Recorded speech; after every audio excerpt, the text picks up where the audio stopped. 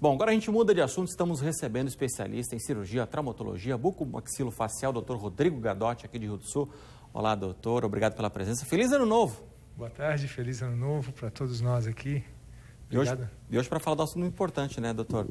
Para falar aí sobre a avaliação inicial e a sua importância. Pois é, na verdade, por que a gente escolheu esse tema? Porque, na verdade, perante todos os temas, a gente considera a avaliação inicial o item mais importante, porque é dela que vai dar o start inicial para todo o procedimento que o paciente vai fazer. Seja ele uma cirurgia ortognática, seja ele uma remoção do siso, seja lente de contato, seja uma troca de uma restauração, seja um tratamento de gengiva, seja uma avaliação para um aparelho, ou seja, a avaliação inicial é onde a gente faz o diagnóstico e é uma fase muito importante, eu ouso dizer que seja a mais importante de todo o processo do tratamento do paciente. Para quem está em casa, a avaliação inicial é a ida ao dentista, né? Essa ida ao dentista, ela tem que ser periódica, 2 vezes por ano, 1 vez por ano, ou somente quando a pessoa sente que algo está errado? Assim, a consulta inicial, a rotina de consultas ao dentista, ela pode ser feita 1 vez por ano, 1 vez a cada 6 meses, e existem pacientes que a cada 3, 4 meses têm que fazer o retorno, dependendo do tipo de problema que é diagnosticado naquela consulta inicial.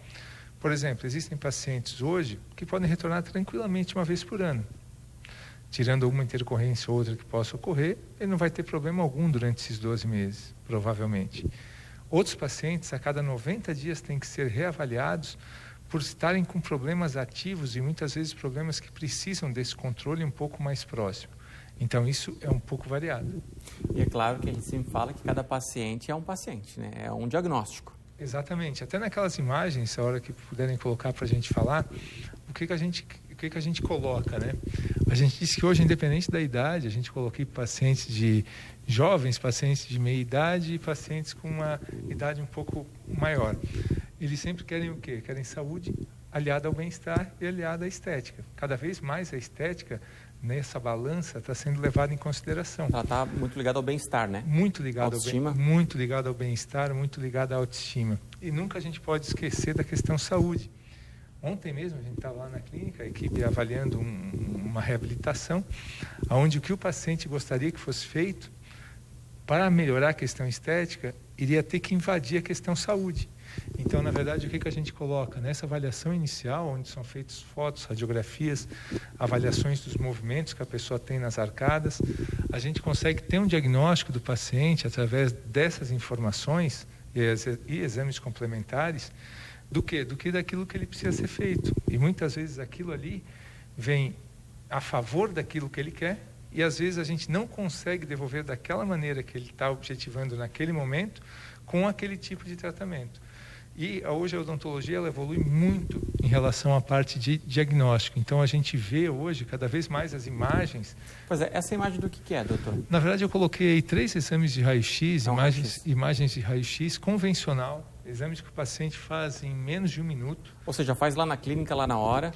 Na verdade existem clínicas especializadas nessa parte de radiologia, onde é feito um laudo, um diagnóstico, onde a gente consegue tanto observar de uma maneira superficial, mas ao mesmo tempo geral, toda a parte óssea das arcadas, seja a região dos côndilos, que é aquela região na frente do ouvido, seja a região dos dentes, seja a questão de cárie, seja a questão de doenças periodontal, ou seja, é como se fosse um hemograma, de uma forma bem superficial, mas que a gente consegue, por aí, ter um diagnóstico muito bom, ter uma avaliação bem precisa e, se precisar aprofundar um pouco mais através de uma tomografia, que é essa próxima imagem, aí a gente pede a tomografia especificamente em algumas áreas ou em algum ponto específico daquilo que gerou dúvida naquele exame inicial, naquele radiografia inicial simples. Então, hoje, os exames de imagem estão sendo cada vez mais importantes, já são importantes há muito tempo, e cada vez mais, juntamente com o diagnóstico inicial, através de fotos, controles radiográficos, controles fotográficos, porque hoje a gente consegue ter evolução dos pacientes. Essa imagem, até uma imagem interessante, que ontem a gente acabou diagnosticando um paciente que tem aquelas restaurações antigas de amálgama, aquelas escuras. Como é que é o nome dessa? Amálgama. Então, assim, são restaurações hoje muito comuns na boca dos pacientes, restaurações de 15, 20, 30, 40, 50 anos. Estava feio o negócio ali. E que muitas vezes o paciente diz assim, puxa, essa restauração está comigo há muito tempo. Né? E daí o que a gente diz? Às vezes é bom substituir, mas o paciente acaba pegando um amor naquela restauração, vamos dizer assim, ele tem receio de trocar. Mas muitas vezes essas restaurações escuras, elas acabam causando uma série de problemas que quando você vai ver, aquele problema já causou a perda do dente. Porque como ela é uma restauração extremamente resistente, no sentido como um bloco, mas ela automaticamente ela acaba dando para a superfície do dente uma sensação de normalidade, onde na verdade muitas vezes existem problemas. Então hoje cada vez mais está sendo, isso é só um exemplo, está sendo cada vez mais indicado a substituição dessas restaurações de amálgama por restaurações não só pela questão estética, muito pelo contrário, pela questão saúde. Se pensasse há 10 anos atrás, 12, 15 anos atrás, na época que se falava em trocas, por isso que na verdade se criou um clima complicado nessa questão resina e amálgama, se pensava assim, puxa, eu troquei meu amálgama, nunca me deu problema, e a resina daqui foi trocada 15 anos atrás deu problema.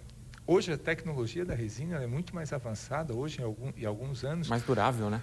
Muito mais durável do que o próprio amálgama e do que a própria resina que era 10 anos atrás. As coisas evoluíram. Então, assim, hoje a gente tem uma condição de estar trabalhando de uma forma muito segura, bastante sustentável, e dando o melhor resultado para o paciente é aquilo que a gente fala. O que ele quer? Ele quer começar a vida com um sorriso bonito e quer continuar no decorrer dos anos até chegar na terceira idade, estar também com esse sorriso saudável, que hoje, na verdade, o meu paciente hoje de 50, 60, 70 anos é uma boa parte de pacientes com implantes na boca, né? Que já tem reabilitação, já tem perdas de dente, já tem próteses.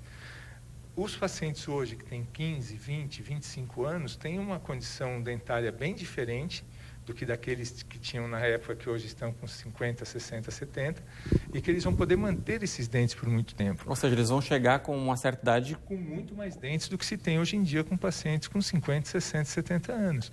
Então, esses dentes devem ser cuidados, devem ser avaliados, é uma rotina simples, são procedimentos muitas vezes tranquilos de fazer e com uma durabilidade boa e com resultado muito favorável. E para isso tudo, você tem que ir lá fazer a avaliação inicial. Por isso que eu quis tocar no assunto da avaliação inicial e muitas vezes assim, o paciente, não é só a questão da limpeza. A limpeza já é um segundo processo após a avaliação inicial. Na avaliação inicial, muitas vezes é feito diagnóstico, os pacientes têm apertamento, têm bruxismo, têm às vezes algum tipo de desconforto em relação aos músculos da face vinculado à questão desse bruxismo ou apertamento, desgaste dentário, perda das guias dos dentes, sisos, que são dentes que nascem lá atrás, por volta dos 14 até os 20 anos, geralmente. São problemas de gengiva, cáries, que na verdade a pessoa diz, mas a cárie ainda existe? Existe muito pacientes com cárie, que na verdade muitas vezes o paciente só vai ver a cárie quando o problema já está um pouco maior. Então, assim, esses problemas são problemas simples, muitas vezes fáceis de resolver e com um acerto em relação ao tratamento muito grande. E a limpeza é bacana de fazer também, né? Você sai do consultório até se sentindo mais leve, eu acho. Com certeza. Na verdade, o paciente sempre fala que depois que ele faz a limpeza, a profilaxia, ele diz assim, puxa, dá até pena de comer, né? Porque tu vai acabar mantendo de novo tirar aquele zinho que ficou o dente. É verdade. E como eu sempre gosto de repetir isso aqui, doutor, cada caso é um caso, por isso é importante sempre procurar o dentista. Isso sem sombra de dúvida. A gente sempre vê os pacientes muitas vezes querendo comparar planos. A minha vizinha fez sei lá o quê e ficou bom. Não é assim. Comparar planos de tratamento vinculado a orçamentos e vinculado a tipo de tratamento. Eu sempre digo o seguinte, cada plano de tratamento é individual, cada profissional trabalha com um tipo de tecnologia, com um tipo de material e com um tipo de filosofia de trabalho, e as comparações é muito difícil, porque muitas vezes a gente não consegue comparar um tratamento que é feito em mim, em você e em outra pessoa. É muito complexo. E quando existe essa padronização de tratamentos todos iguais, pode ter certeza que alguma coisa vai estar errada, porque não tem como tu pegar um grupo grande de pacientes e querer tratar todo mundo da mesma forma. Existem materiais indicados para um tipo de tratamento, existem condutas indicadas para um tipo de tratamento e tudo isso vinculado a um tipo de paciente. Ou seja, aparelho não resolve o problema de 100% da população, remoção do siso também não é para 100% da população, resina não é para 100% da população, cerâmica não é para 100% da população. Para isso existem os diferentes materiais, para isso existem as diferentes formas de tratamento, e é isso que a gente se baseia. A gente tem que fazer essa avaliação individualizada, de uma forma coerente, e principalmente respeitando aquilo que o paciente precisa, e não aquilo que a gente só pode oferecer. Muitas vezes, por isso que hoje a gama de produtos e tratamentos tem que ser grande, porque cada um tem um tipo de indicação. Doutor Rodrigo, muito bom sempre conversar com o senhor, né? O assunto aqui vai longe, acabou o nosso tempo, mas a gente vai aguardar o senhor aqui para uma próxima entrevista para tirar mais dúvidas da população. Combinado. Muito obrigado e um bom ano a todos. É o que a gente deseja para o senhor também.